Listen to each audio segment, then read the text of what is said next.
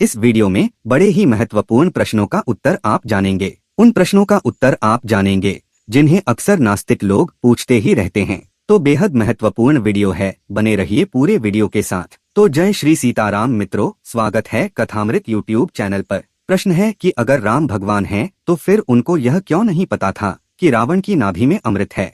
अगर उनको घर का भेदी विभीषण नहीं बताता कि रावण की नाभि में अमृत है तो उस युद्ध में रावण कभी नहीं मारा जाता। तो क्या भगवान ऐसा होता है? तो मित्रों, उत्तर देने से पहले उस प्रश्नकर्ता से सवाल है कि ये घटना तुम कैसे जानते हो? देखने तो गए नहीं थे, निश्चय ही किसी राम कथानक संबंधी ग्रंथ में पढ़ा होगा। तो तुम्हें थोड़ा और आगे पढ़ना चाहिए था कि कैसे युद्ध के बाद भगवान ने तो समस्त वानर सेना को जीवित करा दिया था। जो इच्छानुसार मृत्यु और जीवन पर नियंत्रण करे, भगवान ऐसा होता है। अथवा तुमने उतनी दूर तक ना भी पढ़ा होगा तो समुद्र बंधन के प्रसंग के बाद ही लंका के युद्ध तक पहुँचे होंगे। तो समुद्र ने श्री राम जी की स्तुति में भयभीत होकर जो कहा था, उसे पढ़ने के बाद तुम्हें ज्ञात हो जाता कि भगवान कैसे होते हैं। यदि इन बातों पर तुम्हें विश्वास नहीं तो फिर नाभि अमृत की बात पर इतना विश्वास क्यों कर रहे हो? क्या केवल धर्म को गाली देने के लिए?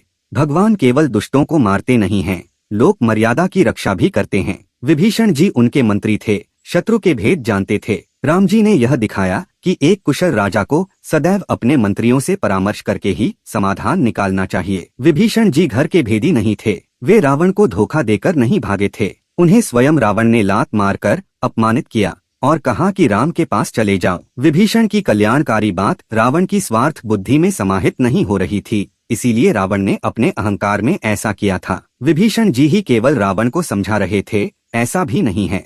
मंदोदरी, प्रहस्त, माल्यवान, पुलस्त्य, कुंभकर्ण और उनसे पहले मारीच, जटायु आदि कितनों ने रावण को अनेकों प्रकार से समझाया था। विभीषण जी को बिना मांगे ही राम जी ने लंका का राजा बना दिया था। अब लंका के राजा विभीषण थे, रावण तो केवल सिंहासन पर कब्जा करके बैठा था और बैठकर निरपराध स्त्रियों का अपहरण करके बलात्कार करता था। विभीषण जी ने उसके अत्याचार को चुनौती देते हुए श्री राम कृपा से उसकी सत्ता नष्ट की और स्वयं धर्म पूर्वक शासन को आगे बढ़ाया। दूसरा प्रश्न है कि यदि कृष्ण भगवान हैं तो क्या नहाती हुई निर्वस्त्र गोपियों को छुपकर देखने वाला व्यक्ति क्या भगवान हो सकता है? अगर ऐसा काम कोई व्यक्ति आज के दौर में करे तो हम उसे छिछोरा, नालायक कहते हैं।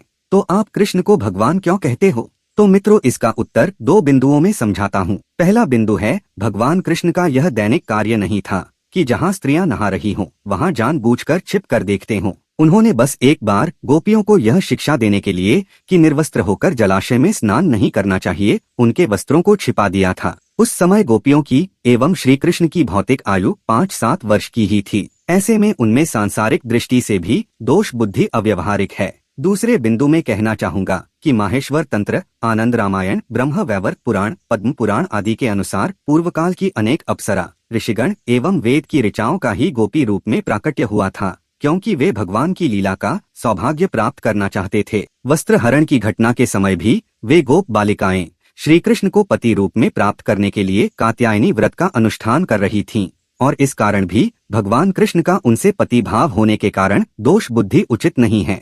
तीसरा प्रश्न है कि हिंदुओं में बलात्कारियों के प्रमाण अधिक क्यों होते हैं? उत्तर है कि हिंदुओं के किसी ग्रंथ में बलात्कार का समर्थन नहीं है।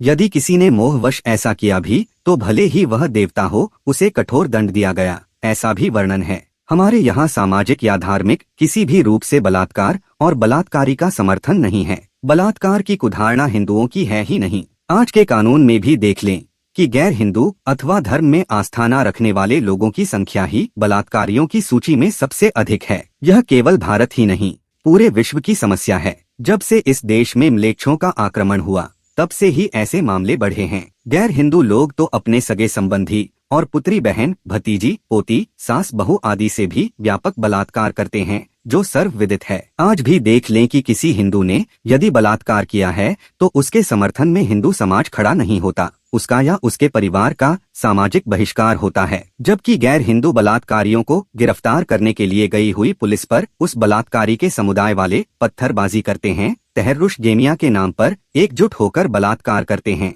और बलात्कारी को आर्थिक सहायता भी देते हैं। चौथा प्रश्न है कि शिव के लिंग की पूजा क्यों करते हैं? क्या उनके शरीर में कोई और चीज पूजा के काबिल नहीं है? तो ऐसी मानसिकता वालों को उत्तर दे रहा हूँ कि लिंग अगर इतना ही बुरा है तो आशा है कि ऐसे प्रबुद्ध व्यक्तियों ने उसे अभी तक काट कर फेंक दिया होगा। अरे भाई, लिंग का अर्थ चिन्ह, प्रतीक, लक्षण आदि होता है एवं व्यापकता में यही भाव भी है। विष्णु के चरण, ब्रह्मा का मस्तक एवं शिव का लिंग पूज्य हैं। पूर्व काल में ब्रह्मा एवं विष्णु के मध्य हुए लीला विवाद में एक दिव्य ज्योति पुंज लिंगाकृति में प्रकट हुआ था, जिसके महात्म्य को जानने के बाद सबों ने उसकी पूजा की। यह कोई स्थूल जननेंद्रिय नहीं है, अपितु दिव्य ज्ञान एवं ऊर्जा का अनंत प्रवाह है। ब्रह्मा जी ने ब्राह्मी लिपि के दिव्याक्षरों से इसकी पूजा की थी। शिव धर्म उप पुराण में लिखा है, ब्रह्मा ब्रह्माक्षरैर दिव्यैर्लिंग पूजते सदा। साथ ही बताया गया है कि आकाश को ही लिंग एवं पृथ्वी को उसका आधार बताया गया है, जिसके मध्य सभी प्राणी निवास करते हैं। आकाशम लिंगम मित्याहो पृथ्वी तस्य पीठिका। उसी आकाश धरा मंडल का जीवनीय प्रारूप शिवलिंग के प्रतीक में हम पूजते हैं, किंतु उस प्रश्नकर्ता ने प्रश्न में लिंग का स्पष्ट भाव जननेंद्रिय से रखा है, इसीलिए मैं उसी दृष्टिकोण से उत्तर दूंगा। हम शिवलिंग की पूजा इसीलिए करते हैं क्योंकि ऐसा ही ब्रह्मा जी का आदेश है। वारुणोप पुराण में लिखा है, लिंगम यत् पतितम तस्य देव देवस्य शूलिनः पूज्यध् प्रसन्नेन मनसा परमेश्वरम। यानी शूलधारी देवाधिदेव शिव जी का यह लिंग जो गिरा है, आप सब उस निमित्त प्रसन्न मन से उन परमेश्वर का पूजन करें। अब प्रश्न करेंगे कि शिवलिंग क्यों गिरा था एवं उसके पूजन की बात क्यों आई, तो उसके लिए एक कथा संक्षिप्त रूप से बताता हूँ। यह कथा स्कंद पुराण के नागर खंड के पहले ही अध्याय में मिल जाएगी। मैं केवल मुख्य श्लोक बता रहा हूँ। हरस्य पूजते लिंगम कस्मादे तन महामते विशेषात् सम परित्यज्य शेषाम गानी सुरासुरै। ऋषियों ने पूछा कि सभी देवताओं एवं असुरों के द्वारा शिवजी के शरीर के अन्य अंगों को छोड़कर विशेषतः लिंग भाग की ही पूजा क्यों होती है। इसका उत्तर दिया गया कि एक बार शिवजी ने विरक्त भाव का प्रदर्शन करते हुए भिक्षा की लीला की। अब शिवजी तो अवधूत वेश वाले ठहरे, योगी हैं, मोह माया से परे, तो दिगंबर रूप में ही बिना वस्त्र के ही भिक्षाटन के उद्देश्य से चल पड़े। कुछ समय बाद एक वन में ऋषियों के आश्रम के समीप जाकर भिक्षा की याचना की। अथते मुन्यो दृष्ट्वा तम तथा विक्ताम्बरम कामोद्भव करम स्त्रीणाम प्रोचु कोपारुणेक्षणा यस्मात् पाप त्वय आस्मा कमाश्रमोयम विडम्बितः तस्मा लिंगम पतत्वाशु तवैव वसुधातले। अर्थात शिव जी के उस अद्भुत दिगंबर वेश को देखकर ऋषि पत्नियां काम मोहित हो गईं। इस बात से ऋषियों को क्रोध हो गया। वे भूल गए कि समस्त पुरुषों में शिव तथा स्त्रियों में शक्ति तत्व निहित है, एवं उन्होंने शिव जी को श्राप दे दिया कि आपके इस अशोभनीय वेश से और उसके परिणाम से उत्पन्न पापकारी कृत्य से हमारा आश्रम भ्रष्ट हो गया है, अतः आपका यह लिंग तुरंत पृथ्वी पर गिर जाए। ऋषियों के श्राप से वैसा ही हुआ।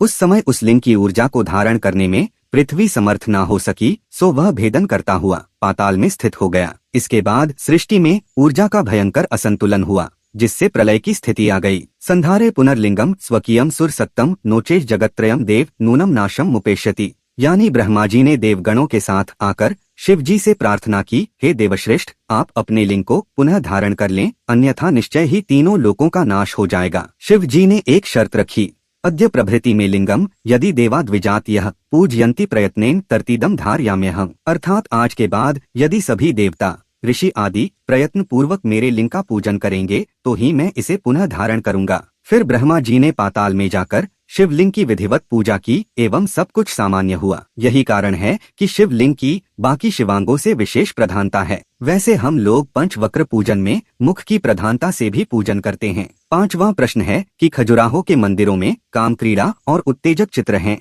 फिर ऐसे स्थान को मंदिर क्यों कहा जाता है? क्या काम क्रीड़ा हिंदू धर्मानुसार पूजनीय है? इसका उत्तर है कि निःसंदेह हिंदुओं में काम क्रीड़ा पूजनीय है। भला मनुष्य ने कैसे जन्म लिया? पेड़ से तोड़े गए थे या डाउनलोड हुए थे?